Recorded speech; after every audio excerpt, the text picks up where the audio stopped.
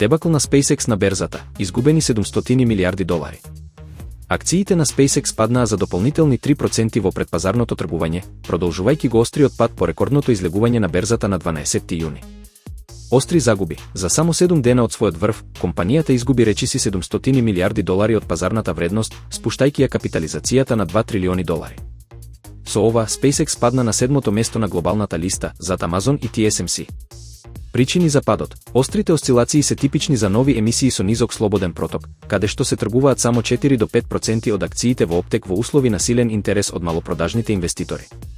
Акциите сепак остануваат над почетната емисиона цена од 135 долари на Настак. Финансии и бизнис. Компанијата објави понуда за обврзници, потврдувајќи дека располага со 100,8 милиарди долари во готовина. Паралелно, потпишан е голем договор за компјутерска моќ со AI стартапот Reflection за пристап до суперкомпјутерот Colossus на Илон Маск. Samsung започна со производство на екрани за преклопниот iPhone. Првиот преклопен телефон на Apple, кој веројатно ќе го носи името iPhone Ultra, се очекува да дебитира во септември.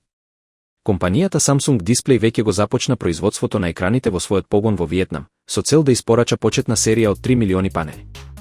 Напредна M16 технологија, иако првично се шпекулираше за постарата структура, Apple се одлучи за најновиот M16 луминесцентен материјал на Samsung. Оваа технологија овозможува поголема осветленост, подобри бои, подолг век на траење и поголема енергетска ефикасност.